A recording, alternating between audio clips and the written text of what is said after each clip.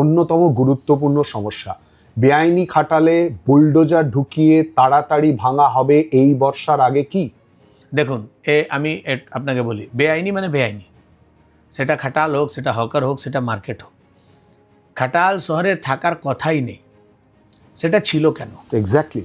যারা সিপিএমে করতো এলাকায় মাতলামি, তারাই টিএমসিতে করেছে, তারাই আবার বিজেপিতে এসে করতে দেবো না। তৎকাল বিজেপি বন্ধ।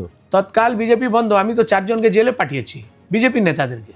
দেখুন, এটা সমাজের মধ্যে একটা আপনাকে মেসেজ দেওয়ার কথা ছিল, সে মেসেজ আমরা দিয়েছি। আমরা চাই না যে কারো কোমরে দড়ি বেঁধে রাস্তায় তাকে ঘোরানো হোক, যে বাড়িতে পরিষ্কার পরিচ্ছন্ন খাবার জল পৌঁছে দেব। 3 বছরের মধ্যে হাওড়ার সব থেকে বড় সমস্যা জল নিকাশি, তার সমাধান করব। যত তাড়াতাড়ি সম্ভব আপনাকে খাটাল উচ্ছেদ করতে হবে, না হলে আপনি ড্রেনেজ সিস্টেম কোনো দিন আপডেট করতে পারবেন না, ভালো স্মুথলি করতে পারবেন না। একেবারে সংবেদনহীন সরকার ছিল, যে শুধু কাজ করেছে কাটমানি নেওয়ার জন্য। স্বপ্নেও ছিল না যে আমি পশ্চিমবাংলা সরকারের মন্ত্রী হব। আমার একটাই স্বপ্ন ছিল যে আমি যেদিন বিধায়ক হব সেদিন যেন আমার পার্টির সরকার হোক। আমার পার্টির সরকার হয়েছে, আমি বিধায়ক, এতেই আমি রাজার মতন ফিল করছিলাম। নমস্কার, এই সময় লাইভে আপনাদের স্বাগত। আমি শিলাদিত্য। শুরু করছি রাজনীতি ডিকোডেড। আর এই মুহূর্তে আমরা আলোচনা করব, আমাদের স্টুডিওতে এসে উপস্থিত হয়েছেন রাজ্যের নতুন প্রতিমন্ত্রী উমেশ রায়।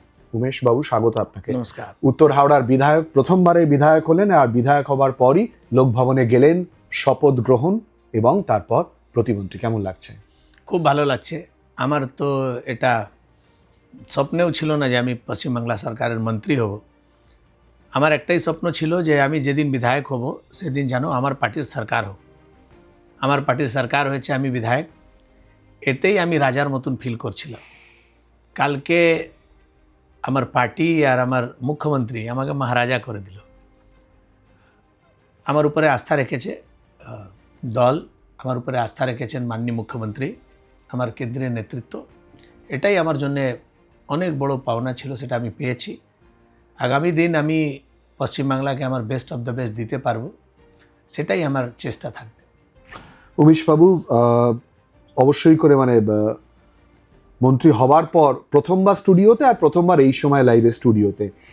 আপনি যে এলাকার বিধায়ক, আমি সেই এলাকার ভিত্তিতে স্পেসিফিক্যালি জানার চেষ্টা করব। মন্ত্রীর বিষয় তো বটেই, উত্তর হাওড়ার মানুষের অনেক বড় স্বপ্ন রয়েছে।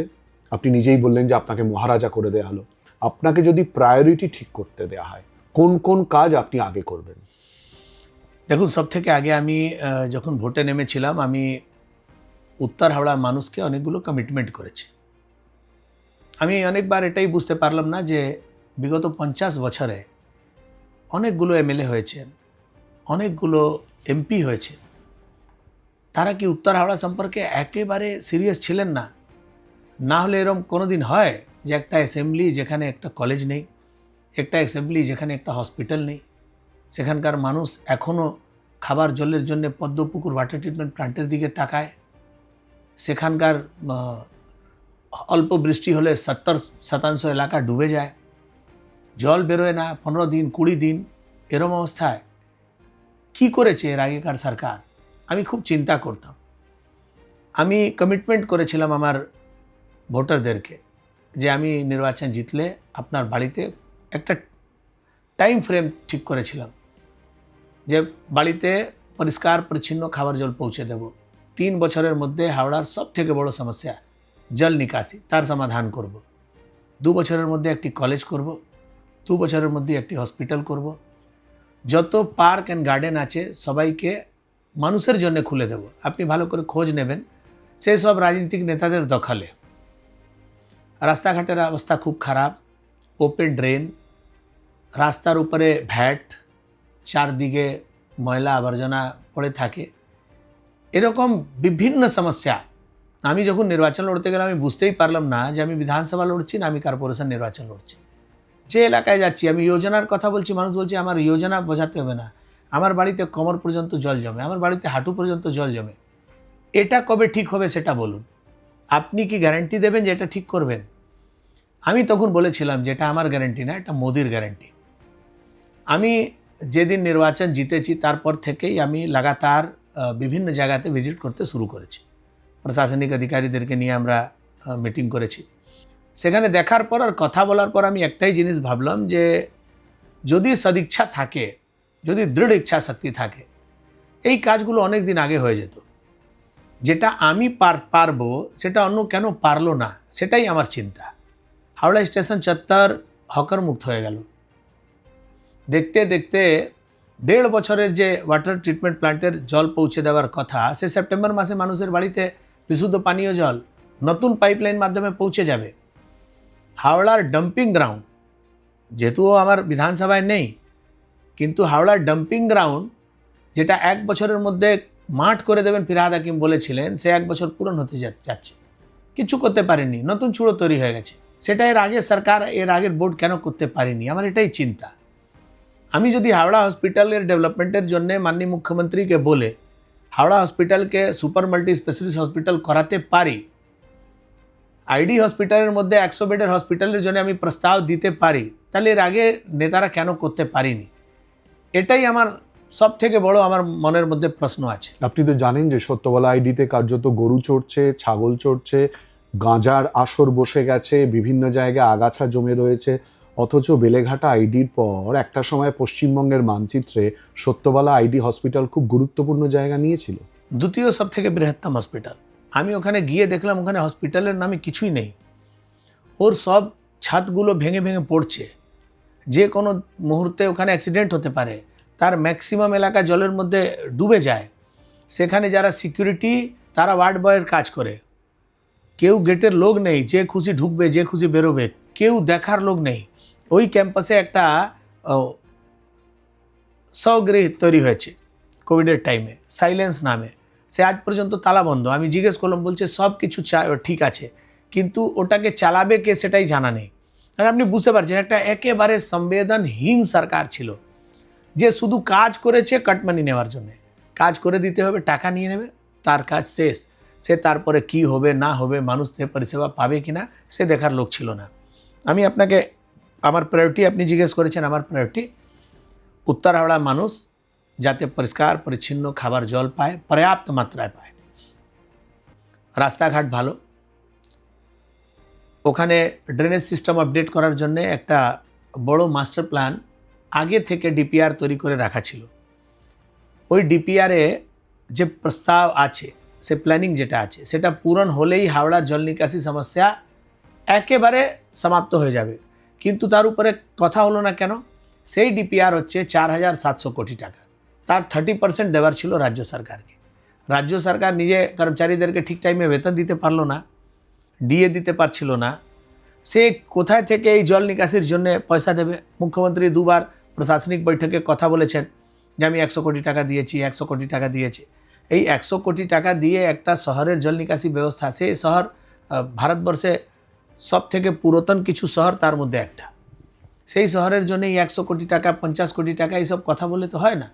যে শহরের ঠিকাদাররা এখন 300 কোটি টাকা ধার আছে, মানে তাদের পাওনা আছে, সেখানে 100 কোটি টাকা দিয়ে তার আপনি ড্রেনেজ সিস্টেম ঠিক করে দেবেন, এটা অসম্ভব কথা। মানে আপনি বলছেন এইচএমসি এলাকায় 300 কোটি টাকা শুধু কন্ট্রাক্টররা পায়? কি বলছেন? কাজ কি করে হবে? ওরা পায়, ওরা কাজ করেছে, কোন ভিত্তিকে কাজ করেছে, তারা ওয়ার্ক অর্ডার পেয়েছে কিনা, তারা ফাইন্যান্সিয়াল অ্যাপ্রুভাল পেয়েছে কিনা জানি না, নেতারা বলে দিয়েছে তারা কাজ করেছে। চারদিকে তো লুট, কাজের জায়গা। আমি যেখানে আমার বাড়ি কিংস রোড, সেখানে আমি একটা ওয়ার্ক অর্ডারের বোর্ড ছিল, 1.5 কোটি টাকার, 75 লাখ টাকার রাস্তা, 75 লাখ টাকা ড্রেন। হঠাৎ করে দেখছি রাস্তা তৈরি হয়ে গেছে। আমি খোঁজ নিলাম যে ভাই রাস্তা আগে হবে নাকি আগে ড্রেন হবে, কেউ উত্তর দিচ্ছে না। তখন আমি কমপ্লেন করলাম, কমপ্লেন করার পর আমাকে বলছে যে না দাদা, এর ড্রেনের পয়সা কেটে দেবো। মানে পুরো টাকাটাই লুট করার প্ল্যান।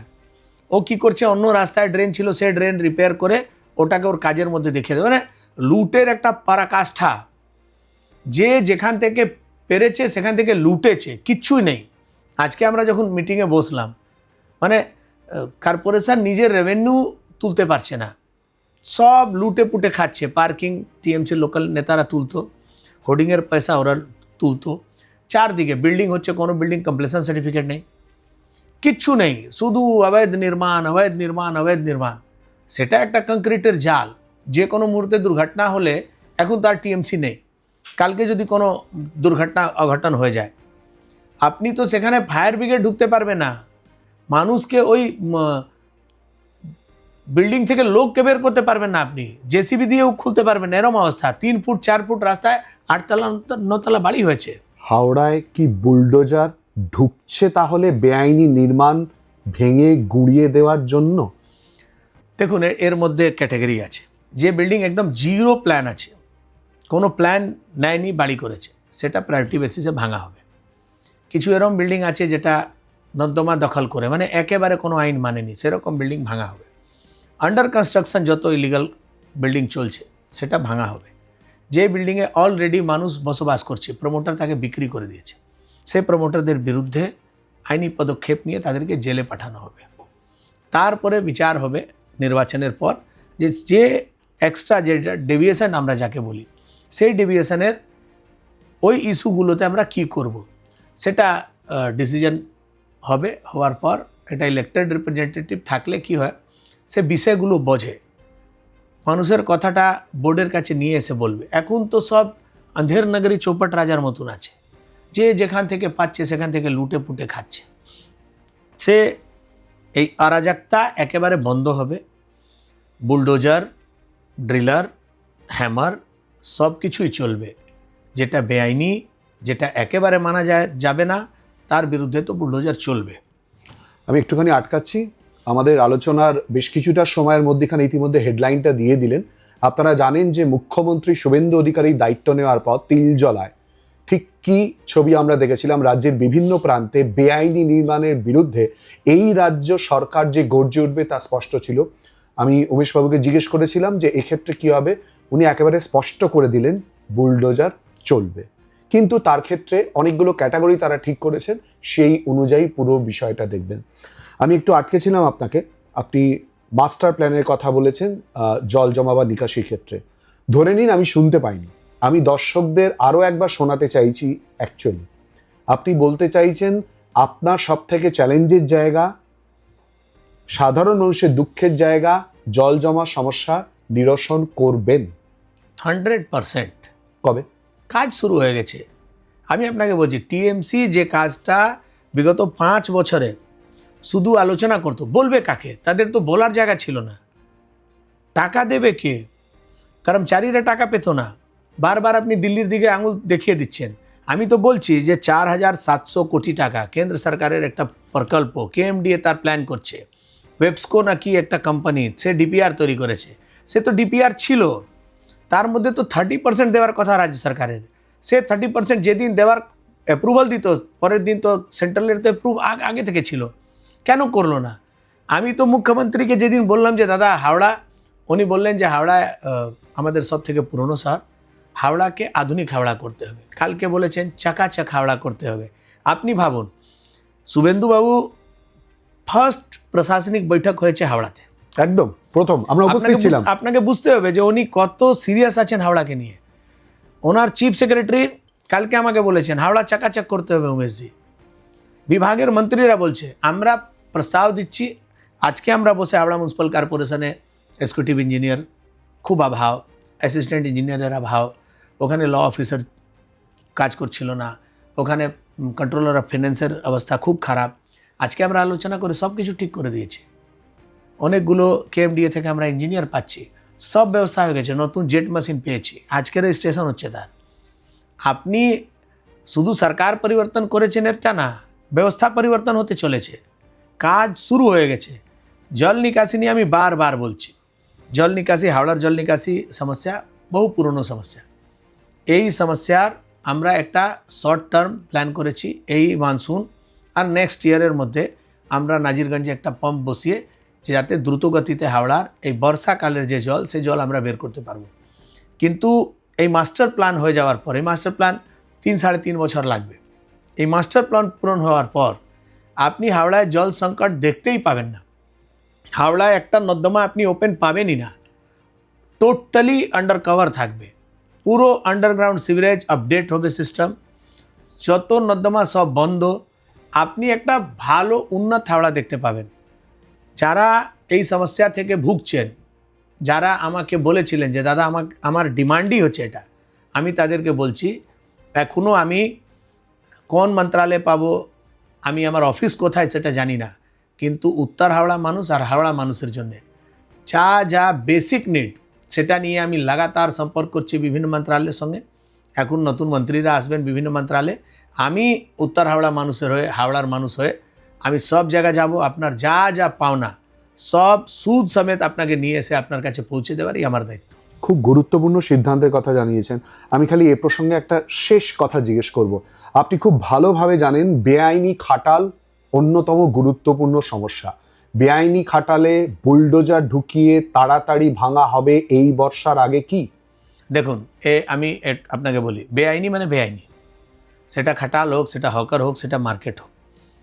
খাটাল শহরে থাকার কথাই নেই, সেটা ছিল কেন? এক্স্যাক্টলি। আমি 2013 সালে আমার ওয়াইফ 13 নম্বর ওয়ার্ডের কাউন্সিলর হয়েছিল। আমার অফিসের পাশ থেকে একটা ওপেন ড্রেন যায়, সেই ড্রেনটা আজকে পরিষ্কার করবেন, 48 ঘন্টার পর সেম কন্ডিশন হয়ে যায়। আপনি 2 মাস পর আবার পরিষ্কার করবেন, আবার 48 ঘন্টা পর সেম কন্ডিশন হয়ে যায়। লাখ লাখ টাকা করে ওটা ডিসেল্টিং করা হয়, আর 48 ঘন্টা পর সেম কন্ডিশন হয়ে যায়। আমি আপনাকে এখনও ওটা দেখাতে পারি। সে কেন হয়? সে পুরো নর্দমা গোবর থেকে ভর্তি। আমরা দায়িত্বতে ছিলাম, আমরা যখন ডিসেল্টিং করতে যাচ্ছি, লেবাররা ওর মধ্যে ঢুকতে চাইছে না। তাদের ওই জুতোতে এত এত সিরিঞ্জ, যেটা গরুকে মোষকে দেওয়া যায়, সেই সিরিঞ্জ ওখানে ওদের পায়ে ঢুকে যাচ্ছে। কি মারাত্মক পরিস্থিতি! এবার এই পরিস্থিতিতে এই খাটাল উচ্ছেদ করার একটা অর্ডার 2015 সালে বেরিয়েছিল। দুধেল গায়ের একটা সমস্যা ছিল, সে কিছু লোক ঈদ আছে বলল যে ঈদ পর্যন্ত আমাকে থাকতে দিন। ওই ঈদ 2015 ঈদ 2025 চলে গেল, 26 চলে গেল, আজ পর্যন্ত আর ওই উচ্ছেদের নোটিশের উপরে কোনো কারবাই হয়নি। আমি আপনাকে বলছি, কোনোভাবেই শহরে বেআইনি খাটাল রাখা যাবে না। যদি কারো খুব শখ আছে, সে নিজের বাড়িতে গৌ সেবা করতে চায়, সে কর্পোরেশনকে চিঠি লিখবে, পারমিশন নেবে, তার ব্যবস্থা ঠিক করবে, আর একটা গায়ে রাখতেই পারে, কিন্তু খাটাল রাখা যাবে না। আমি আপনাকে বলছি, আমি প্রশাসনকে বারবার বলেছি, আজকে অন ক্যামেরা লাইভ বলছি, আমি Howrah municipal corporation commissioner, Howrah police commissioner কাছে আমি এর আগেও বলেছি, আজকে এই আপনার মাধ্যমে বলছি, যত তাড়াতাড়ি সম্ভব আপনাকে খাটাল উচ্ছেদ করতে হবে, না হলে আপনি ড্রেনেজ সিস্টেম কোনো দিন আপডেট করতে পারবেন না, ভালো স্মুথলি করতে পারবেন না। এটা একটা বড় সমস্যা আছে, সেই সমস্যার সমাধান করতেই হবে। আমার মনে হয় সেকেন্ড হেডলাইন উমেশ রায় ইতিমধ্যেই দিয়ে দিয়েছেন, এবং আমাদের কমেন্ট বক্স ভর্তি হয়ে যাচ্ছে, যেখান থেকে আরও স্পষ্ট হয়ে যাচ্ছে মানুষ যেটা শুনতে চেয়েছিলেন সেই বার্তাই ইতিমধ্যেই তিনি দিয়েছেন। আপনি জানেন যে হাওড়া শহরের দীর্ঘদিনের একটা বড় সমস্যা হচ্ছে খুব বেশি পরিমাণে গুন্ডাগিরি। আমরা দেখেছি আকাশ সিংকে কোমরে দড়ি বেঁধে হাফ প্যান্ট পরিয়ে গেঞ্জি পরিয়ে ঘোরানো হয়েছে। আপনি কি বলতে চাইছেন সন্ধে রাতের পর, এমনকি দিনের বেলাও আমরা দেখেছিলাম গুন্ডামি, গাজোয়ারি, মহিলাদের ওপরে অত্যাচার, যেখানে অনেক সময় আমরা দেখেছি পুলিশ নিষ্ক্রিয় হয়ে থেকেছে রাজনৈতিক প্রভাবে। মানুষ কি শান্তিপূর্ণভাবে বসবাস করতে পারবে? এই গুন্ডামি থেকে কি সরবে? দেখুন, গুন্ডামি সমাজের জন্য, যদি ল অ্যান্ড অর্ডার ঠিক থাকে, পুলিশ যদি নিষ্পক্ষ থাকে, এটা কোনো ইস্যু নেই। যখন সত্তাধারী পার্টি গুন্ডাদেরকে সংরক্ষণ দেবে, তখনই গুন্ডাদের মনোবল বেড়ে যায়। না হলে কাল পর্যন্ত যে বড় টাইগার ছিল, আজকে সে কুকুর হয়ে লেজ গুটিয়ে লুকিয়ে গেছে। সেটা সম্ভব হয়েছে অ্যাডমিনিস্ট্রেশন যখন টাইট হয়, এটাই হয়। আপনি শুধু একটা নাম নিয়েছেন, আমি তো আপনাকে অনেকগুলো উদাহরণ দিয়ে দিই। আমিও বলতে পারি পরপর না। হ্যাঁ, আপনি তো শামীম আহমেদের উদাহরণ দেখুন না, সে তো ইন্টারন্যাশনাল ডনের মতন তার অবস্থা। সে তার বাড়ি থেকে টেনে নিয়ে গিয়ে কোথা থেকে ধরে নিয়ে এসে তাকে তো, এর তো চপ্পলও পরেছিল, তাকে তো চপ্পলও পরতে দেয়নি। দেখুন, এটা সমাজের মধ্যে একটা আপনাকে মেসেজ দেওয়ার কথা ছিল, সে মেসেজ আমরা দিয়েছি। আমরা চাই না যে কারো কোমরে দড়ি বেঁধে রাস্তায় তাকে ঘোরানো হোক, এটা এই সমাজে কাম্য নেই। কিন্তু যে আকারে ক্রাইম বেড়েছিল, হিরো হয়েছিল এরা, এদেরকে অকাত দেখাবার দরকার ছিল। আর আমি আপনাকে বলছি, এটা একদিন করে থেমে যাবে না, এটা চলবে। যতদিন এরা নতমস্তক হবে না, এরা হাত তুলে দেবে না, ততদিন এই অভিযান চলবে। আজকেই আমি পুলিশ কমিশনারকে মেসেজ করেছি যে যত লোক নেশার কারবার করছে, রাস্তায় বসে মদ খাওয়ার, মদের আসর বসছে, গাঁজা বিক্রি বেড়েছে, ওপেন রাস্তায় বসে জুয়া খেলার কাজ, এটা যেন আমি আমার চোখের সামনে না পড়ে। আমি এই বিষয়তে একেবারে জিরো টলারেন্স আছে। আমি কোনো মতেই, আমি তো গিয়ে ভোটারদের কাছে, আমি আমার ছোট ছোট বোনদের কাছে আমি কমিটমেন্ট করে এসেছি যে মহিলা সুরক্ষা মোদির গ্যারান্টি। আর মোদির গ্যারান্টি তো মোদি গ্যারান্টি আছে, ও তো করতে হবে। কিছুদিনের মধ্যেই আপনারা, বিশেষ করে হাওড়াতে, আপনি ক্রাইমের নামে রেকর্ড পাবেন জিরো। পার্সোনাল আর ঘরেলু বিষয় হতেই পারে, লোকাল ইস্যু হতে পারে, কিন্তু কেউ গুন্ডা হবে, মস্তান হবে, কোনো নেতার আশীর্বাদ পেয়ে সে মোটরসাইকেল নিয়ে ঘুরবে, পুলিশকে মারবে, থানার ভিতরে ঢুকে হাঙ্গামা করবে, মহিলাদের সঙ্গে ছেড়খানি করবে, তাদের উপর অত্যাচার করবে, এরকম ঘটনা পাবেন না। যদি এরকম ঘটনা দুর্ভাগ্যভাবে যদি হয়ে যায়, তাহলে যারা এই ঘটনা ঘটাবে তাদের কি হবে সে সে কোনো জীবনে কল্পনা করতে পারবে না যে তার সঙ্গে কি হতে পারে। নিশ্চিন্তে থাকুন। আমি আপনাকে এতটা বলতে পারি যে আমাদের স্লোগান ছিল ভয় আউট ভরসাহীন, ভরসাহীন করুন, ভয় এমনিতে আউট হয়ে যাবে। আপনি অনেকগুলো গুরুত্বপূর্ণ কথা বললেন এবং আরও একটা বিষয় আপনি বললেন যে মুখ্যমন্ত্রী শুভেন্দু অধিকারী প্রথম মুখ্যমন্ত্রী হওয়ার পর প্রথম প্রশাসনিক বৈঠক করেন হাওড়ায়। আপনি নিজে উপস্থিত ছিলেন, আমরাও সাংবাদিক হিসেবে উপস্থিত ছিলাম। এই সময় লাইভের তরফ থেকে শুভেন্দু বাবুকে প্রশ্ন করা হয়েছিল যে 2013 পর কার্যত নির্বাচন হয়নি। আপনি তো আরও ভালোভাবে জানেন, আপনার স্ত্রী কাউন্সিলর ছিলেন। 13 বছর কেটে গিয়েছে। উনি ইতিমধ্যে আশ্বস্ত করেছেন এবছরের শেষে নতুন পুরো বোর্ড তৈরি হবে, হাওড়া মিউনিসিপ্যাল কর্পোরেশন নতুন জায়গা তৈরি হবে। সেক্ষেত্রে আমি অনেকগুলো বিষয় বা বিস্তারিত জায়গায় যাব না। এই পুরো বোর্ড তৈরির ক্ষেত্রে ভোট অতি দ্রুত, আমরা বুঝতেই পারছি যে পুজোর পর এক্সপেক্টেড ইলেকশন হবে বা ভোট হবে। সেক্ষেত্রে আপনার প্রায়োরিটি কি হবে বলে মনে হয়? আমি একটা জানলেই সন্তুষ্ট এই মুহূর্তে। আগামী দিন আমরা দ্রুত গতিতে হাওড়ার ডিলিমিটেশনের কাজ করব। এর আগে যে ডিলিমিটেশন হয়েছিল সেটা পার্টি অফিসে বসে হয়েছিল, সেটা কোনো নিয়ম আইন কানুন মেনে হয়নি। ডিলিমিটেশন করব, রিজার্ভেশন হবে, আইন মেনে হবে, যা হবে সিস্টেমেটিক হবে, অল পলিটিক্যাল পার্টিকে নিয়ে হবে। ডিলিমিটেশন করে, রিজার্ভেশন করে আমরা এই বছরের মধ্যেই নির্বাচন করে হাওড়ার বাসীকে নতুন ইলেকটেড বোর্ড দিয়ে দেব। এটা খুব দরকার আছে, না হলে আমার মতন এমএলএরা তো একেবারে প্রেসারে আছে। 14টা ওয়ার্ডের চিঠি আমাকে লিখতে হচ্ছে। 14টা ওয়ার্ডের লোককে ছোট ছোট বিষয়তে একটা ইনকাম সার্টিফিকেট, একটা রেসিডেন্সিয়াল সার্টিফিকেট, কোনো ফর্মে সই করা, যে কাউন্সিলরের কাজ, সব কাজ এমএলএদেরকে করতে হচ্ছে। এবার হাওড়াতে 3টে এমএলএ, টিএমসির এমএলএর কাছে আর কেউ যাচ্ছে না। এই 3টে এমএলএ মিলে এই পুরো 7টা বিধানসভার কাজ করা খুব কঠিন। আমি আপনাকে আপনার অন ক্যামেরা বলছি, এই বছরে হাওড়া মিউনিসিপ্যাল কর্পোরেশন নির্বাচন হয়ে এই বছরেই নতুন বোর্ড গঠন হয়ে যাবে। আপনি আপনার জনপ্রতিনিধি পেয়ে যাবেন, রোজকার আপনার সমস্যা সমাধান আপনার বাড়ির পাশেই হয়ে যাবে। তার জন্য কোনো নেতা, কোনো মন্ত্রী, কোনো বিধায়কের কাছে যেতে হবে না। পুজোর পর হাওড়া মিউনিসিপ্যাল কর্পোরেশনের ভোট? হ্যাঁ, ডিসেম্বরে হতে পারে, নভেম্বর ডিসেম্বরে ভোট হতে পারে, প্ল্যানিং আছে। আপনি একটু আগেই বললেন যে হাওড়া পুরসভার এই মুহূর্তে ইনকাম কার্যত নেই, ধুঁকছে, মারাত্মক পরিস্থিতি। তাহলে এই মুহূর্তে প্রথমত হচ্ছে সেখানকার কর্মীরাও কি একই পরিস্থিতির মধ্যে দিয়ে যাচ্ছে? 1, 2 হচ্ছে প্রচুর কন্ট্রাকচুয়াল কর্মী রয়েছে, তাদের ভবিষ্যৎ কি হবে? দেখুন, মাননীয় মুখ্যমন্ত্রী বলেছেন যে আমরা কোনো প্রকল্প, কোনো ব্যবস্থাতে কাউকে কোনো কাজ ছাড়া করব না। কিন্তু যারা পলিটিক্যাল অ্যাপ্রোচে কাজ করতো, কোনো নেতা আত্মীয়, কোনো নেতার লোক, তারা কাজ করতো না, শুধু সই করে টাকা তুলতো। কিছু লোক তো সইও করতো না, একদিন এসেই 1 মাসে সই করে দিত। সেরকম কিছু লোককে আমরা হাওড়াতে চিহ্নিত করেছি, তাদেরকে আমরা কাজ থেকে বসিয়ে দেব। যারা বিগত 10 দিন কাজে আসেনি বা 4 তারিখের পর কাজে আসেনি, নিজে থেকে বুঝে গেছে যে আর আমার দাদা নেই বা আর আমার বৌদি নেই, আর আমি কাজ করতে পারবো না, তাদেরকে বসিয়ে দেওয়া হবে। আমরা একদম প্রপার ওয়েতে লোক নিয়োগ করব। আমরা যদি একটা সাফাই কর্মীও রাখবো, সেটা কিন্তু আমরা নোটিফিকেশন করে রাখবো। কারো রেকমেন্ডেশনে কোনো কাজ হবে না, খুব তাড়াতাড়ি এই সমস্ত বিষয় হবে। কাউকে চিন্তা করার দরকার নেই, ইন্টেলেকচুয়াল হোক, যাই হোক, যে কাজ করবে সে কাজ পাবে, যে কাজ করবে না তার জন্যে নো এন্ট্রি আছে। বাড়িতে বসে টাকা তুলতে পারবেন না।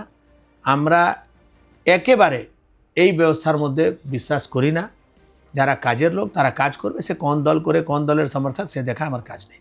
উমেশবাবু, একটু আগেই আপনি বলছিলেন যে হাওড়া স্টেশন চত্বরে যেখানে হকার ছিল সেই হকার সরে গিয়েছে এবং তারপরের ছবি আমরাও তুলে ধরেছি, আপনি দেখেছেন সেই ছবি।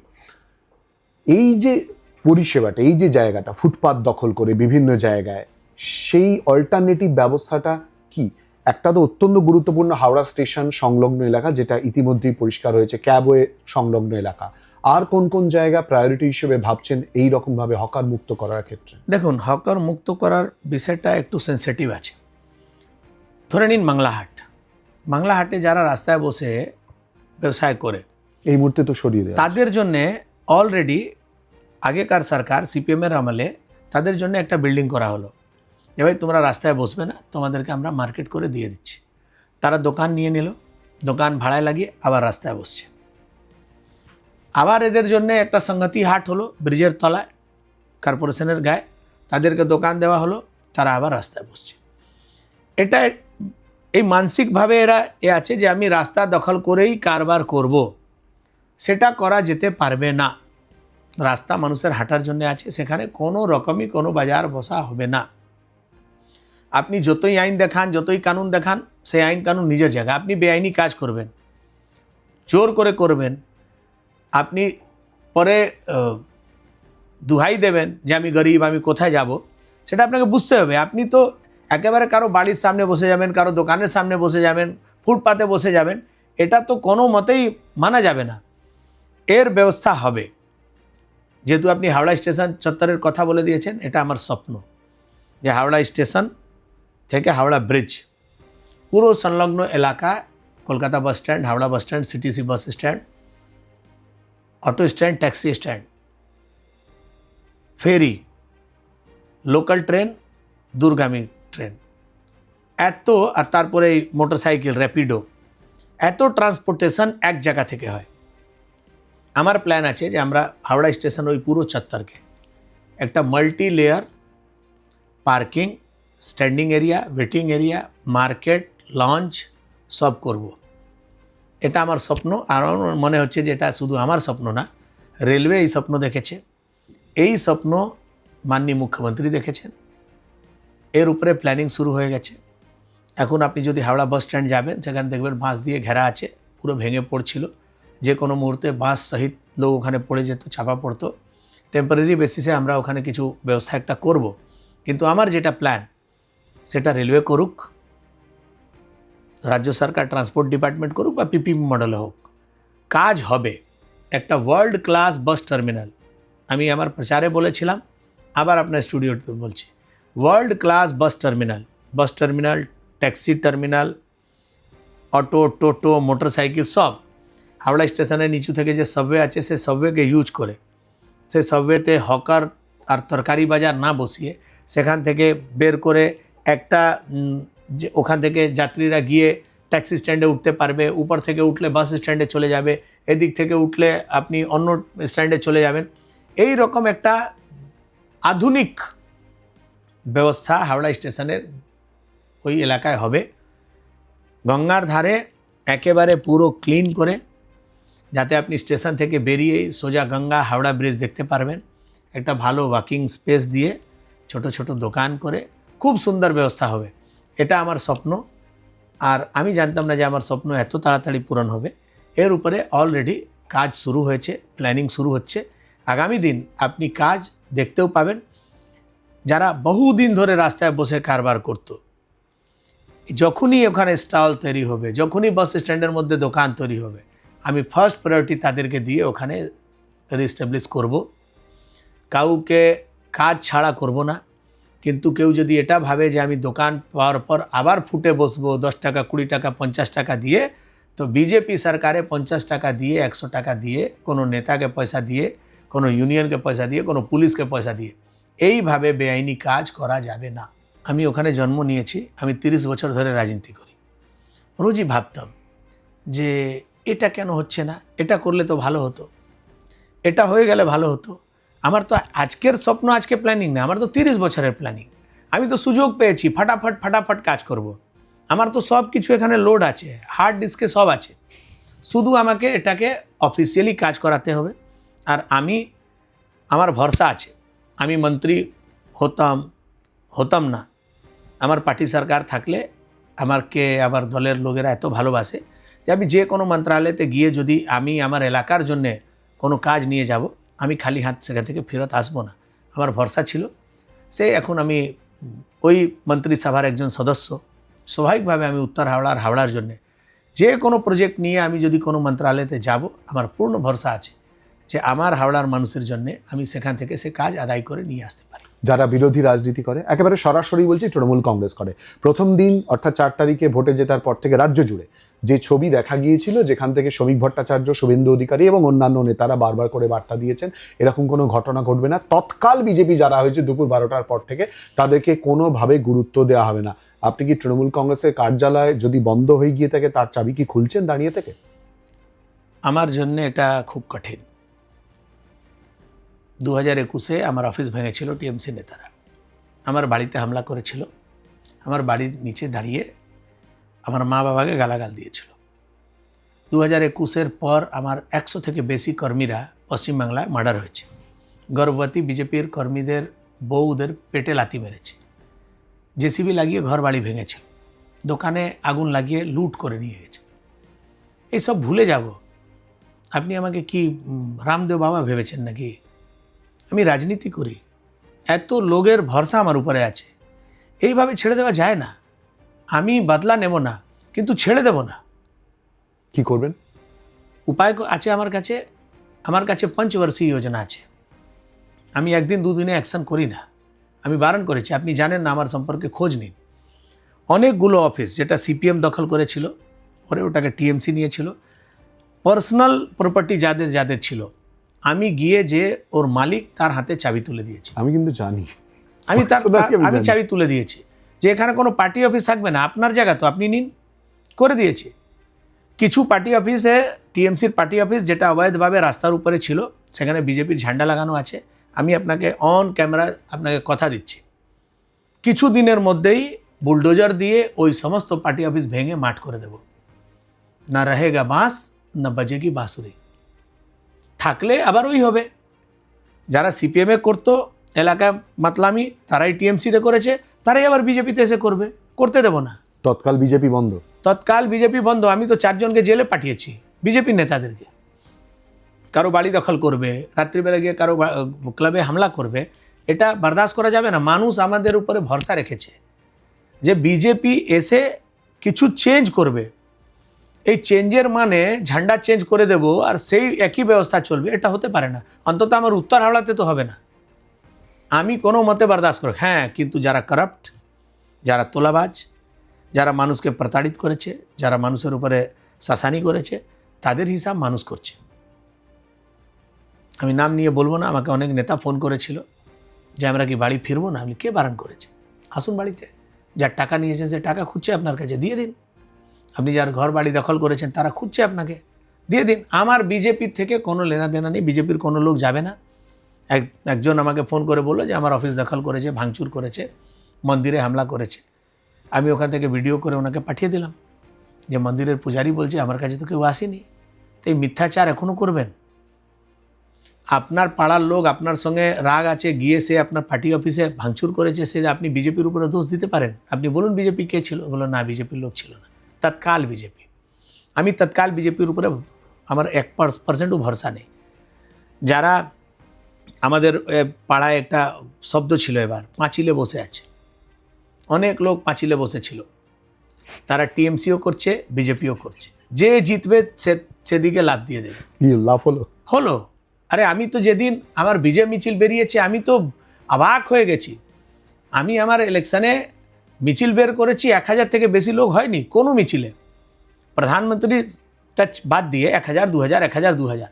আমি যেদিন আমার বিজয় মিছিল বেরোবে, আমি কিংস রোড মোড়ে এসেছি, এই পাশে হাওড়া স্টেশন, এই পাশে ঘাসবাগান মোড়, পুরো রাস্তা ভর্তি, শুধু মাথা, একটাকে চিনতে পারছি না। কারা রে ভাই এরা? জয় শ্রীরাম করছে। কারা? বলছে দাদা আমরাই তো জিতিয়েছি।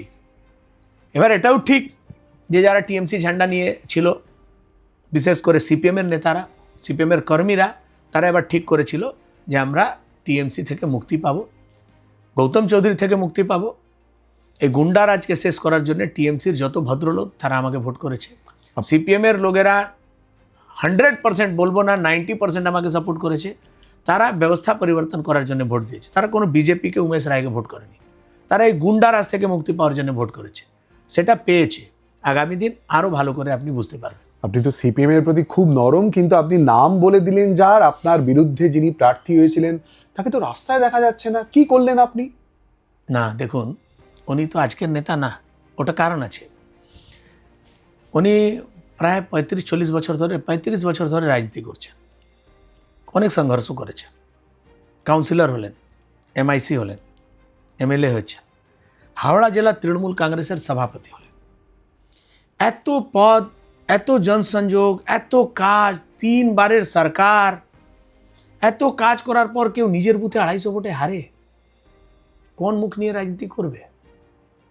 আরে যাকে নিজের বাড়ির লোক ছুঁড়ে ফেলে দিয়েছে, পাড়ার লোক যাকে ভোট দেয়নি, যার পাশে ফ্ল্যাটে যারা থাকে তারা আমাকে ডেকে পরশুদিন সম্বর্ধনা দিয়েছে আর বলছে আজকে আমরা স্বাধীন হয়েছি। আপনি কল্পনা করুন না, আপনি কি রাজনীতি করেছেন? আপনি কি রাজনীতি করেছেন যে মানে কালকে আমি মন্ত্রী শপথ নেওয়ার পর আমি আমার পাড়ায় ঢুকতে পারছি না ভয়তে। এখনো আপনি আমার মুখ দেখুন, রং আছে। মানে আমি যে ওখানে গেছি, আমার কি অবস্থা করলো, ওই কি রিক্সাওয়ালা কে তরকারি বিক্রি করে সব জুড়িয়ে ধরেছে, আমাকে যা করছে, মানে আমি এক পা হাঁটতে পারছি না।